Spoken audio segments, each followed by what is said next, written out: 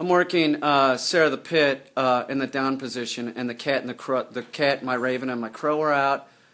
There's several dogs out, and so I'm standing right by her. She's right here, just to ensure that nothing happens, because in the past she has had problems with cats and fuzzy creatures and stuff. So everything's going well, and I don't want there to be any mistakes. And just a couple minutes ago, the cat was rubbing up on Sara's face, and Sara was not getting excited. So am I happy? You betcha. While I'm standing here, I want to talk about bark collars real quick.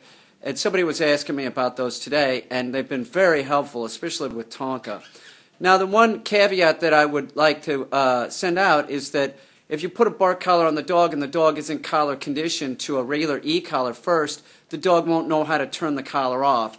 So it might bark through the collar. So that will make matters worse. So I highly recommend that you collar condition the dog before you put one of these on. The citronella collars, they don't work so good. What happens is the citronella sprays in the dog's face, and the dog gets habituated to it. It's just like, you know, what's the point of it? You know, you end up buying this thing, and the dog never stops barking. And the whole thing about barking, it's kind of related to anxiety. So the more your dog barks, the more anxiety it gets. So you want the dog to be quiet. Now, in Tonka's case, he was also whining. And most bark collars will not pick up a whine. However, I have a bark collar that's from the 80s that was made by the Tritronics company. Actually, early 90s, late 80s. It won something called the St. Francis of Assisi Award because it saves dogs' lives. Think about it. The barking dog ends up in an animal shelter. Do you understand? You had to get the dog to shut up. And all this barking and stuff, it's related to other things. Other things happen because of this. So the bark collar is an awesome choice if your dog is collar conditioned. And in Tonka's case, he shuts up completely if a bark collar's on. He knows the difference between a regular e-collar and a bark collar because they look a little different.